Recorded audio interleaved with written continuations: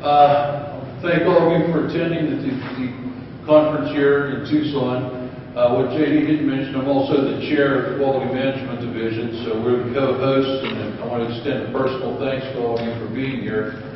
And I also would like to say what a challenge this is for me, having the opening session here following what JR just had to say. So I hope I'm not too much of a disappointment or a letdown, but he just has so much energy and enthusiasm. I hope I can maintain that type of enthusiasm for the presentation I have here this morning for you.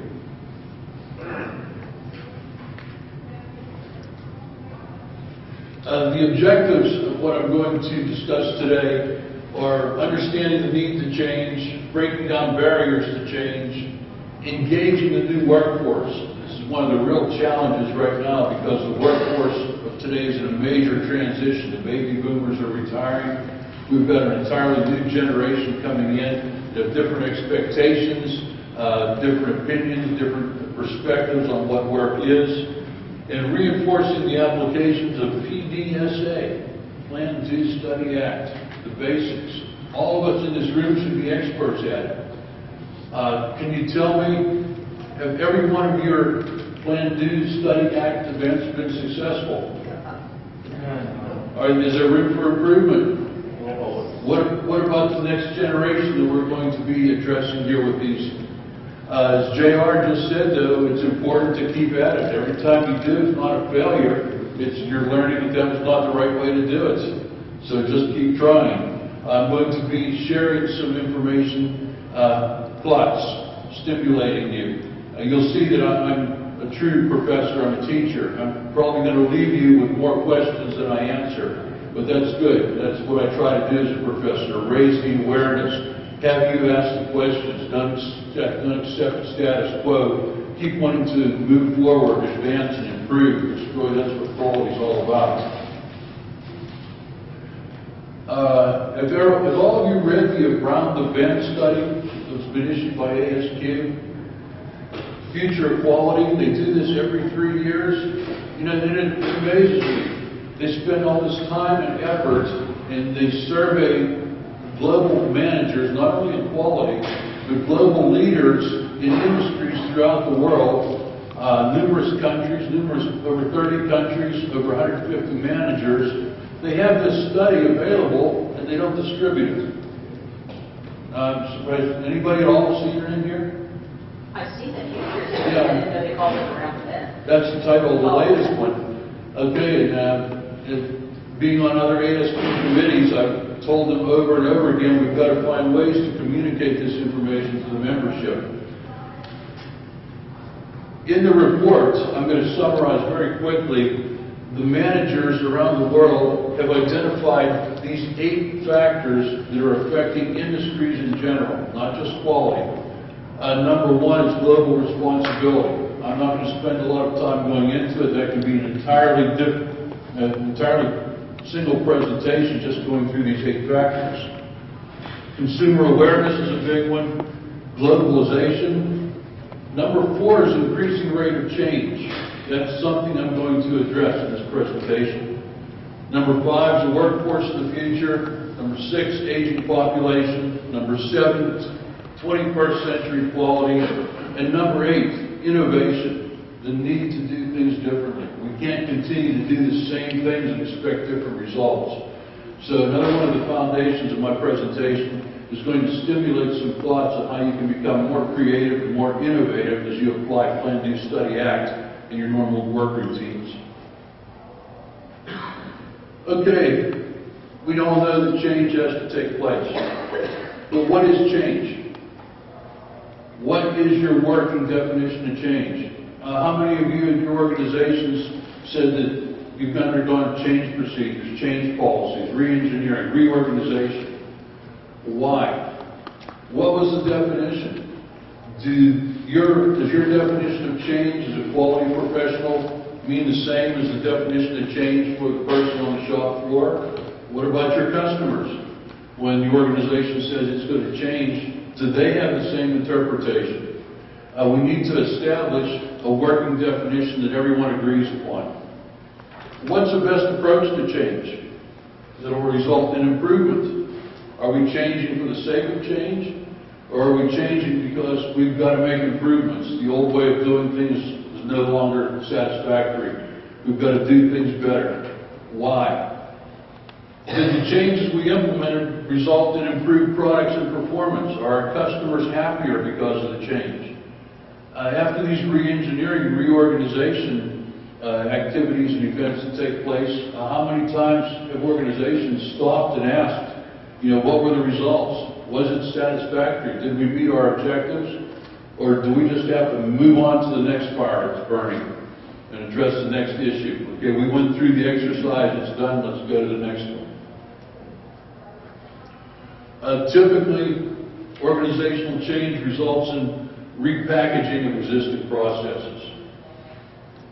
Products, little or no new value to customer. We've got new colors, new labels, new packaging, new emblems, new slogans, re-engineering and reorganization. I worked for a manufacturing company for 25 years before I transitioned into education and started teaching.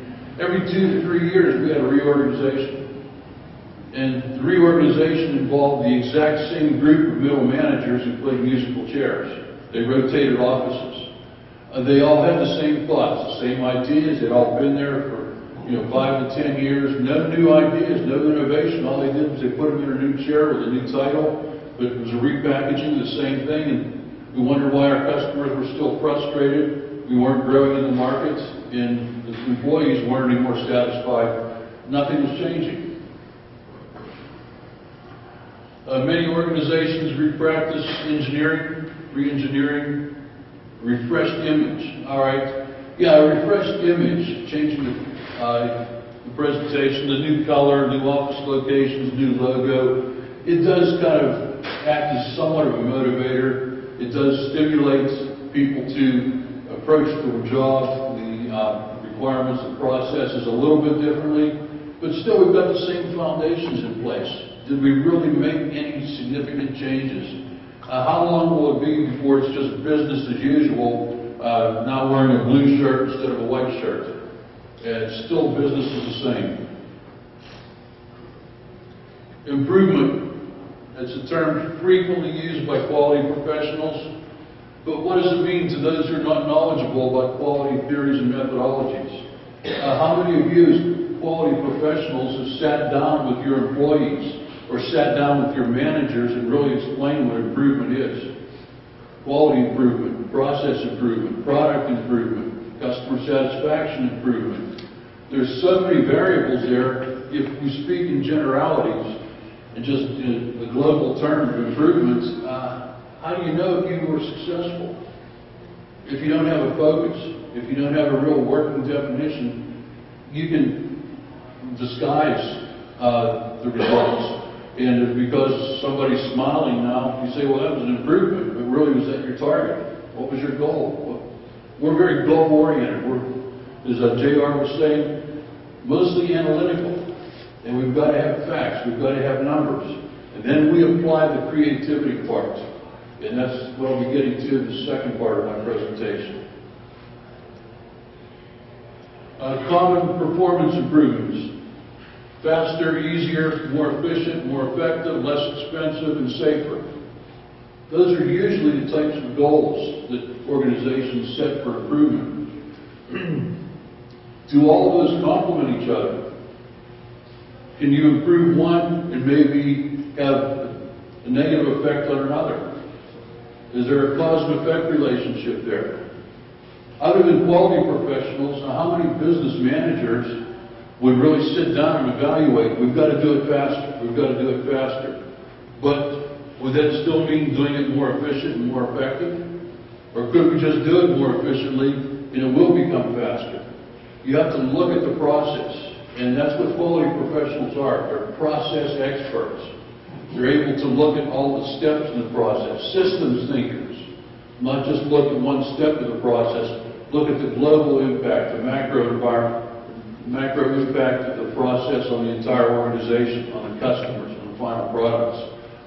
So yes, these are all good common performance improvement goals, But again, as I said earlier, we've got to establish a working definition, put them in context, put them in perspective of what we're trying to accomplish. Changes that require the result of improvement, management. Management must have a comprehensive understanding of the need for change. You don't just change for the sake of change. They have to see the underlying causes and factors and have a set of goals and objectives for implementing change. A process which actively communicates how well improvement's taking place. And this is something that really I get amazed with. Aren't we in the communication age? Everybody has PDA, instant messaging, text messages, Twitter, everything else. Why has corporate America and the corporate world, the business, done such a poor job of communicating this type of information to employees?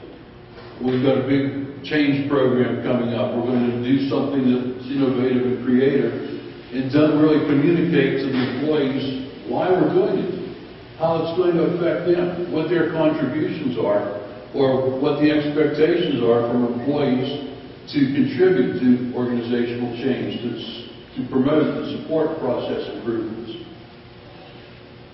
I have yet to see a company with a really, really good, effective internal communications plan to keep their employees informed of what's taking place. And, one of the elements of the communication model to assure that the communications are effective is feedback. And very, very few organizations really have any employee feedback programs involved with their communications plan to see if the employees really do understand what's taking place or have the ability to ask questions of management. So that's where we come in. We're the experts here. And there's books and books on all the different types of improvement programs out there. How complex do you want to get? How advanced is your knowledge? What is your skill level? How much do you want to implement statistical process control? Have you been trained as a black belt? Do you have good green belts to work with you? What about trees? Innovative, creative problem solving, the Russian program. The list goes on. Every year I get a whole list of new activities, new ideas, new applications for all these advanced techniques of quality. And then I find out whenever I do surveys and I talk to my students and I get out and do some quality training for companies, they tend to overlook the basics, Plan, Do, Study, Act. And what I really like about this program, how much training does it take to be effective at Plan, Do, Study, Act for you and your employees? How many classroom hours? What kind of new facilities do you need? What kind of resources? What kind of investments? All you need is a good trained facilitator, maybe 8 hours of training. The quality professionals should already have the basics. And then you identify the employees, the group, the team that's going to be involved with the Plan, Do, Study, Act. They're your employees. They're already employed with you. All you have to do is allocate some hours. You don't have to buy equipment. You don't have to send them to training. You don't have to make major investments. They're involved with doing the work.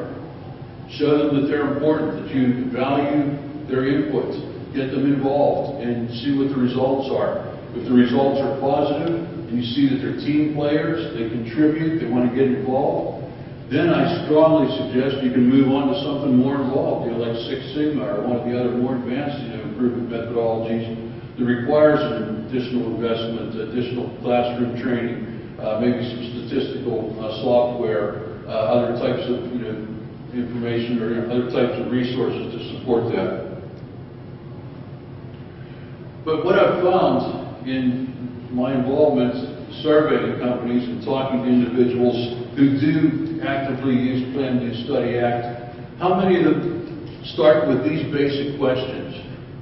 When they establish a team and they're going to look at an improvement opportunity, do you stop and ask yourself, what are we trying to accomplish?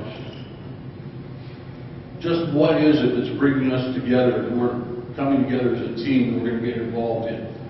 And as you know, from quality professionals, sometimes we treat the symptom and not the root cause, which might be acceptable, but we need to know that going in. If we're treating a symptom, we have to let management know that the problem's still going to be there. We're just putting a Band-Aid fix on it for now, and we're starting to advance, and we will eventually get to the root cause. That's perfectly acceptable.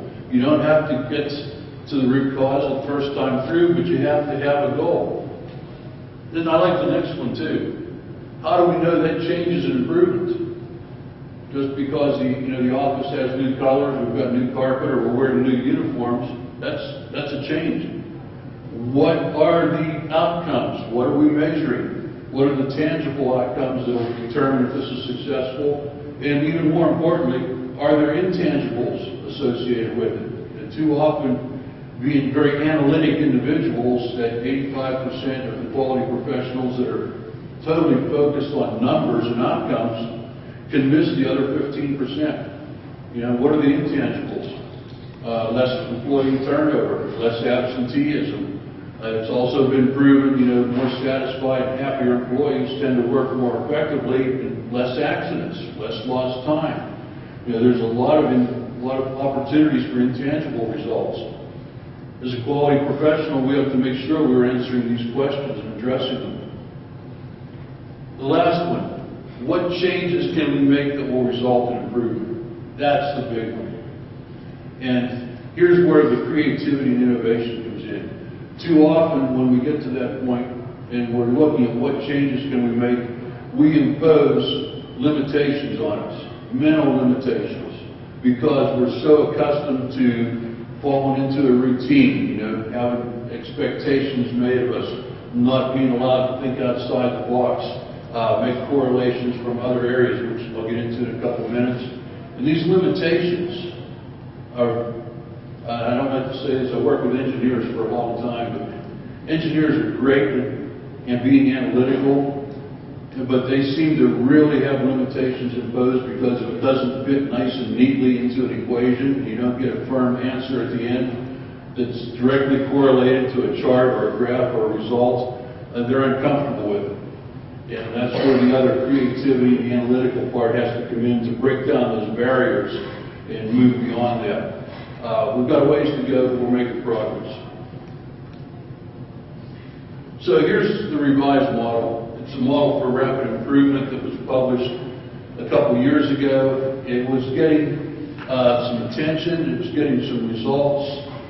I believe Motorola was using this after their Six Sigma program, the typical Plan, Do, Study Act. But before they engaged in any of these types of improvements, they made sure that these three questions were asked. What am I trying to accomplish? How will we know that that change is improvement? What change can we make that will result in improvement? By doing this, it helped to engage individuals who were just new to the organization, new to quality, to establish the foundations, to help them to understand they have to set goals and objectives. This is to establish the analytical part of the process. From what I heard, Motorola was seeing some success in this, and then all of a sudden 2008 occurred. And we had major economic setbacks. The champions who were following this program and implementing it left the organization, and I think it's just sitting there now. I don't know that anyone's picked it up again. There is some interest, and people have been asking about it. ASQ is thinking, we're analyzing the possibility of coming up with some additional training and promoting this as part of the current quality body of knowledge, but not much has happened with it just yet. Let's look at the managers before I get to the creative part. Manager must apply 6 skill sets to the current situation before making a decision. Supporting change with data. Well, quality is all about fact-based decision making. And as I said, we're in the information age. Anybody that's working with an ERP system knows that you've got more than enough information. How many reports does your system generate for you? How many reports could it generate?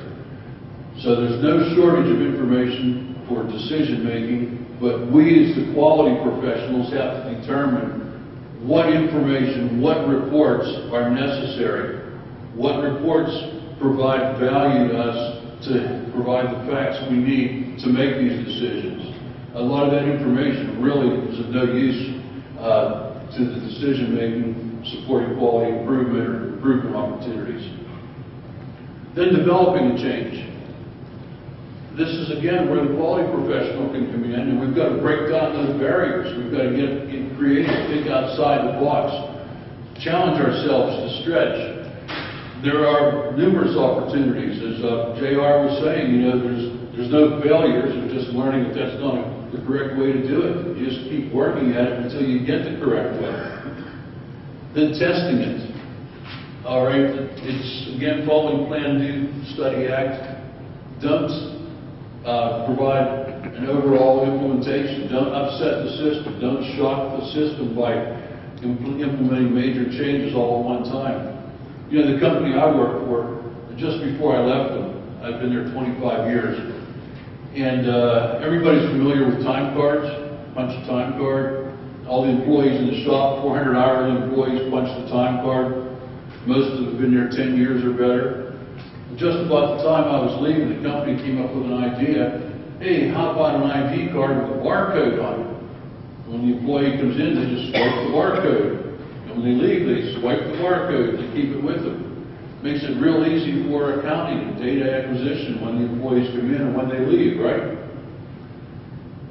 No problem whatsoever. The employees left Friday, they punched out. They came in Monday, they had their new badges, the scanners were there, they just scanned themselves in and business as usual. I left about 3 weeks after they implemented that change, and you wouldn't believe what a disaster it was. They were still trying. There were people who would come in and they'd swipe it once, twice, 3 times. They were expecting to hear a click or something happen. Other ones, still were looking for the time card. Other ones had that card and they were trying to figure out ways to punch.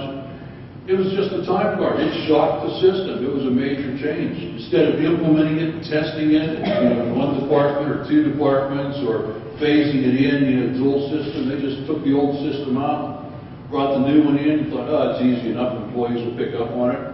I left 3 weeks. They were still trying to straighten it out. Shocked the system. Then implementing the change, as I just gave you that example, you can't make a wholesale change at one time for employees that have been there for a long time, many years of experience, not because they're not capable of doing it, it's because it's become part of their culture. And the culture of something as simple as punching a time card might seem very basic to us, but that's still part of their culture. And we can't change the culture overnight. We've got to implement it, phase it in, and get them to understand why we're doing it, what the impact is, how it's going to benefit them, how it's going to benefit the organization, and the importance of them being accurate. That was really something that was lost in the time card change. Spreading the improvements, build on our successes. Once you've implemented a change, revise the culture, okay, you don't stop there, you move it to the next area. Look at other opportunities, continuous improvement. And something else not to forget is the human side of change. We're very much driven by technology, and it's created problems. I know I was involved, the company I work for, in fact, I'm working for a university right now. They implemented a new data system for managing employee or student records, managing classrooms, managing how the grades are distributed. And it was significantly different than what the university had been doing. So the executives made a decision to implement this new technology. They've got technology driving the program instead of the program using technology to assist it. It's been 3 years, and I won't tell you what a mess it is behind the scenes, because whoever wrote the software, yes, it was a nice logical progression, but is every business identical? Is your business like your competitors? Is one university exactly the same as another university? Well, they've written these software programs that are all identical and said, okay, that's driving your business. It set us back. It's probably costing us more than it's helping us. So don't forget the human side of change. We should be looking for the next generation of workers, the types of skills we need, the attitudes we need, the ability to contribute to the organization, and remembering technology is there to support them, not to replace them. Supporting change with data, as I said, supported by facts. But what about that second point? Free of bias. Do business managers understand how data can be biased? I think they do, and they don't want to share it with us. They want to buy us on their side. They want to buy us to suit their decisions, so they can take the data to make it look however they want it to look. What about us as quality professionals? How do we look at data? We should be looking to make sure it's objective. We're seeing both sides of it, not just the causes, but the effects. We need to determine what data is needed for objective decision-making, not biased decision-making.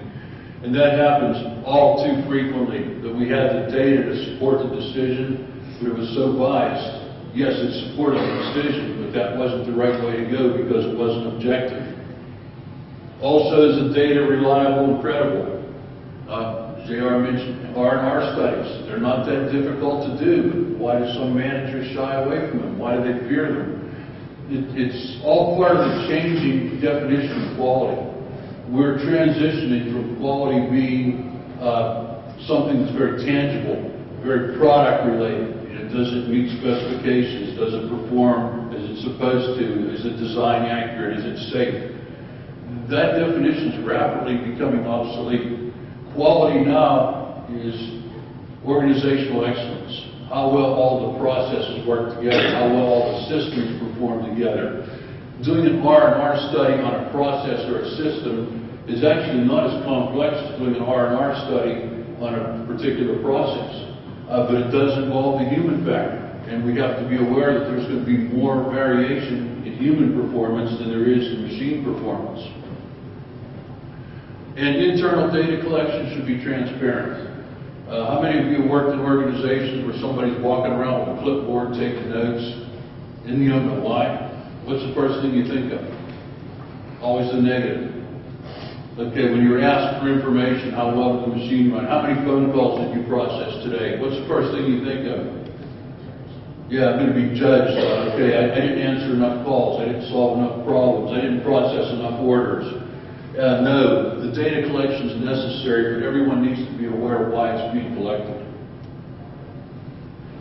Developing a change needs for profits, productivity, more inspection. I always hear those. Is that a reason for a change? We need to change how we do things because we don't make enough money? Okay. Can we design and implement a perfect process? Knowing when to say when. When do you have enough data to make a decision? I worked for a manager. I was in sales for a while, another engineer, and we had an opportunity. We received a request for proposal. I put it together. I took it to the manager because it was a very high contract. He wanted more information. So I worked on it. I went back, I said, okay, here's the proposal. He asked another couple of questions. I need these answers. Then he called me the next day and said, well, when are you bringing that other information to me? And I said, well, it's too late now. They already awarded the project, you know. We need to know when to say when, because it was a very time-based project. So sometimes, what do they say, the worst decision you can make right now in business is no decision. That's the absolute worst thing you can do, is make no decision. Okay, critical thinking, that's that 15% I talked about, and understanding the process.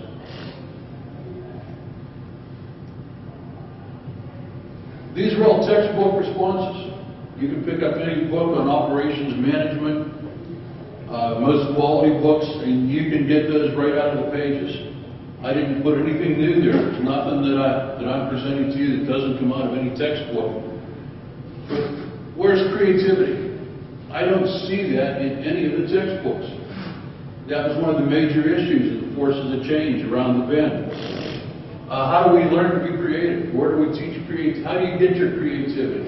Especially in the business world, in management classes, quality classes. I could spend an entire hour talking about these creative approaches to change. There's techniques. We've got some tools, the De Bono exercise, lateral thinking, some of the critical thinking exercises. They're in the current CMQOE body of knowledge. They're not practiced real widely. They're in there, but in my teaching of the refresher classes and my teaching of quality classes, I kind of survey students. And most organizations don't use a lot of creative tools for problem solving. They stay with the basic analytical tools. But here are some techniques. Challenge the boundaries. And we're going to do a little exercise on that in a couple of minutes. Rearrange the order of steps. I like this. You know, take your process map, cut it into pieces, and rearrange them into different orders to still get the same results. You do the same steps of the process. Look for ways to smooth the workflow. Pretty basic. Evaluate the purpose and challenge of why you're doing something. The 5 whys to each step in your process map. Why do we have to do this step? Can we do without it? Visualize the deal. Develop an ideal state. And I've done this exercise a couple times, and I've seen some published results, and you'd be surprised that the ideal state is really not that far from the way a lot of things are done currently. You know, we're pretty close in some areas. And remove the current ways of doing things as an option. I've done this exercise too. Okay, we've got to satisfy a process, we've got to make something, but we can't do it with any of the steps that are already in the value stream map. We have to generate and think of new ones. And you'd be surprised at some of the results you get when you do these kind of things. Okay, how creative are you? Are you the analytical kind, the 85%, or are you in the 15% creative? I've got a little exercise here. Some of you might have seen it. It's posted on the internet. It was developed by Gestalt psychologist Carl Dunker, designed to experiment, determine if you can escape constraints to solve a problem. This is about 100 years old. It's not something current. It goes back to about the turn of the 20th century. Has anybody seen this exercise? Never figure out how to do it. And still can't figure out how to do it? I've seen it tons of times. Isn't that amazing? You know, I've encountered that I don't know how many times. People have seen it over and over. It's not new to them. Connect the 9 dots with 4 straight lines and don't lift your pencil. And even if you've seen it before, you can't remember. Never know where to start.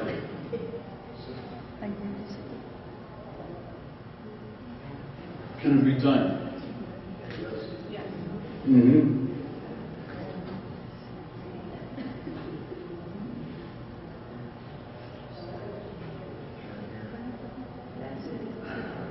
They have a basketball team that's called that right there.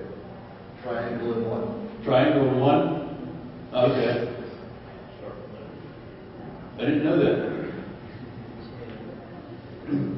Everybody taking a shot at it?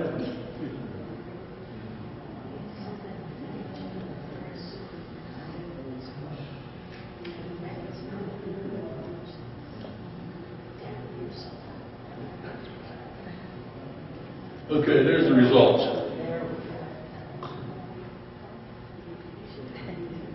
What's so difficult about that? How many of you try to keep your lines within those dots, not extending them out into infinity there? What kind of barriers did you impose on yourself that weren't written? I didn't give you any restrictions other than to connect it using the 4 lines. That's all I asked. I didn't say anything else. Did we have self-imposed limitations? Were there self-imposed, what we thought were logic and common sense that really didn't apply to this exercise? You're talking about great power inside the line. I know that's, yeah, that's where we started. Okay, now that we know how to break down some of the barriers, can we do it with 3 lines? I don't think the 3 lines is on the internet. Go one step further. Well, you got some ideas now.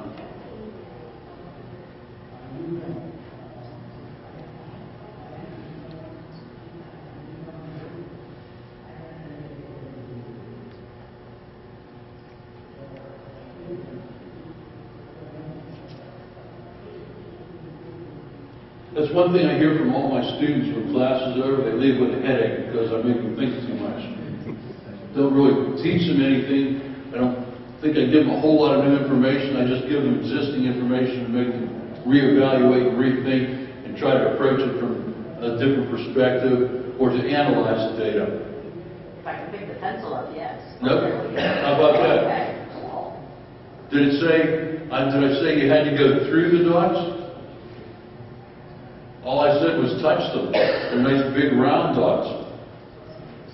So you didn't have to go right through the center of them. All you had to do was touch the far left side and far right side, and the lines don't have to be parallel. They don't have to be perpendicular. They just have to be continuous.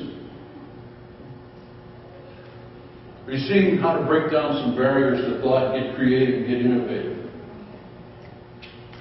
Did we put mental barriers on ourselves?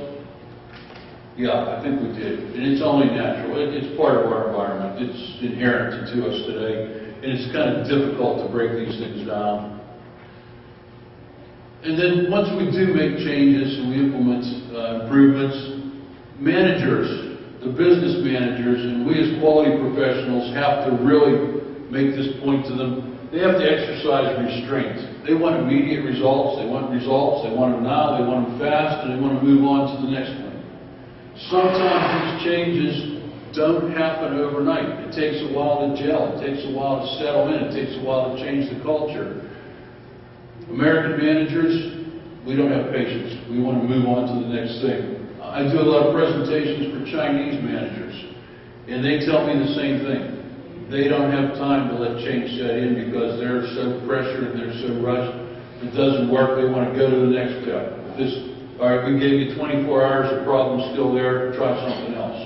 And what happens, they confuse the system. They really shock the system, put it in turmoil. Change requires some degree of cultural change. And again, depending on the part of the culture, the amount of the employees, the volume of employees, just how ingrained the culture is, it might take a little while to settle in. Okay, once you get a success, you should build on it. And I see this all too frequently. A lot of companies do things very well, and they do them consistently well. They focus on the negatives instead of on the positives. I work with companies that are establishing improvement projects and general projects. The first thing I have them do is a SWOT analysis and look at their strengths and look at their weaknesses, and then when we develop an improvement opportunity or a project, I let the managers know we should be working on the strengths to capitalize on them and continue to build so that we have a high degree of success. And we should be aware of the weaknesses so that those are going to be challenges for the improvement project when we do our FMEA or our risk assessment as we're implementing the project, that the weaknesses are the areas to focus on because they'd be the barriers to implementing the change. I can't emphasize enough the human side of change. Okay, it's going to require people to do the work. We haven't replaced everybody with computers yet, and we're not going to. We've still got to have the human element. And especially now that we're transitioning more to a service society, the service side requires human involvement. And as far as human elements, can we consistently program a human to work at 90% capacity 5 days a week? And if they have that bad day when they're only at 70%, what do? You fire them and replace them? You have to understand what's acceptable amount of variation for the human element, but understand that the human element is still going to be the foundation for your process. And get employee buy-in for the upcoming change. Explain why the change is needed. Get employee input from those who will be affected by it. Let them know what's going to happen. Communications process. Provide regular progress updates. This should come from senior managers to let the employees know that management's behind it. Management's supporting them.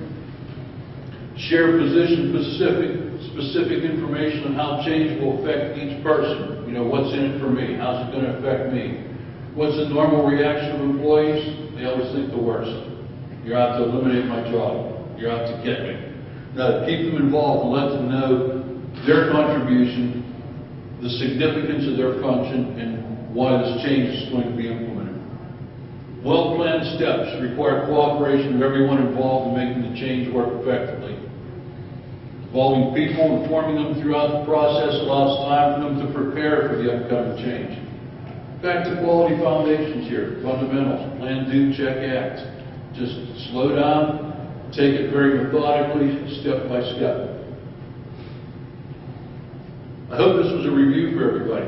I didn't really provide anything new here. The textbook information, the creativity exercise might have been something a little bit different for you. But again, I'm working with the foundations, the fundamentals. You don't have to have 20 years experience and have 13 certifications to go out and understand how to do plan, do, check, act. And it works at all levels of the organization, whether you have just high school graduates or college graduates as your primary workforce. Why the significance? Why now? Now's the time. We've got to assure a sustainable success with the workforce of the future. Major transitions. I was working with an aerospace company in California. They said in the next 5 years, 65% of their workforce is retiring. And the skills that they need to replace them aren't there. And they've got to do something like this to transition if they're going to stay in business. Quality methodologies and tools continue to evolve. We continue to develop them to address increasingly complex issues. The business world is getting more complex every day. Contemporary organizations, global organizations really have challenges ahead of them. My point is, don't overlook the fundamentals. Basic tools of quality, start with the basics. Don't dive into something very complex, very time-consuming. I love Six Sigma, but I've talked more organizations out of implementing it than I have talked them into it because they didn't have the foundations in place. They didn't understand the fundamentals. And I told them it was their money, it was their investment. Go for Six Sigma, but you're not going to get maximum results until you get the foundations in place. And PDSA is a great place to start. You use your employees, all you have to do is allocate some hours to train them. So that's my presentation on quality-focused change for the future, and I think that I have a couple minutes left to address any questions. Great. About one, in your meetings with the Chinese folks, how receptive are they to the PDSA concept? Have they had it before? What kind of response do you get? They're very receptive. Yes. Very receptive. They're very mechanical. They're very they implement all the methods, but they don't understand the why. The critical thinking part is lost. Most all of them have ISO 9001. They've done their first cycle, but they're stuck. They don't know how to improve. All they can do is follow the book, follow the plan. When it comes to the critical thinking in this type of application, that's why they're coming over here. This is what they want to learn. They have the foundations. They want to do the root cause analysis and critical thinking. Bill, what have you noticed culturally within the United States? Is there different cultures from the west to the east, to the north, to the south, and also compared from the United States to other countries when people are trying to execute change? It's all over the place. Not only regional, it's within organizations. The culture develops in the organization. Even within California, I go into companies regularly, and it takes me several hours to get to learn just how the company functions. Some of them are very entrepreneurial run. Some of them have no processes, no procedures, no methods in place, but they have good products and loyal employees. Some that are very methodical. They're in the aerospace, they're in the pharmaceutical industries, and they're very rigid. They're very structured, very regimental. Follow the FDA guidelines, ISO guidelines. It's all over the place. It's as different as the entire the cultures of everyone sitting in this room right now. Probably the only thing we all have in common right now is quality. We're all quality professionals. Everything else about us, from our organizations, or our personal, our demographics, are all going to be different. And going in to help a company develop that, you have to really understand what's the driving culture. And it's just too diverse to really make it. I haven't been in 2 organizations that are the same yet. I've been in dozens of them. Sorry, Mike? Bill, just a question about organizational change in digital economy. And where will you digital economy in the dimensions of personal devices? How that affects change for us? How it's affected the change in the digital? Just like I mentioned, we're relying too much on technology. We're overlooking the human element. And we're telling the human elements that technology is driving our business instead of having it the other way around. So that we're relying too much on it and we're eliminating not eliminating, but reducing the human input, which we really need. So I think I have one more. Yeah, I was just wondering, in terms of the human element, how do you see choice of language or the choice of approach versus positive versus negative? I mean, is it more successful to have people increase throughput as opposed to decrease scrap? Can you repeat the question so everybody can hear? Do you understand what I'm trying to say? Yeah, is it more advantageous dealing with people to say we have to increase throughput rather than reduce scrap? Yeah, for example, focus on the positive, increasing the positive as opposed to decreasing the negative, have the people focus on the positive aspect of this. It's always to the advantage to focus on positive aspects. That doesn't mean that you can't take a negative element of it and turn it around to make it a positive element. That's why I encourage the SWOT analysis, because if you get someone who's really trained with it, there are no threats, there are all opportunities, and there are no weaknesses, there are all opportunities for improvement. So you have to have someone in there that can always be, like JR was saying, that cheerleader that always has a positive approach no matter how bad things are. We look for the good side of it and capitalize and build on it. So I always emphasize, look for the positive and be constructive about what's going on. We have time for just one more question.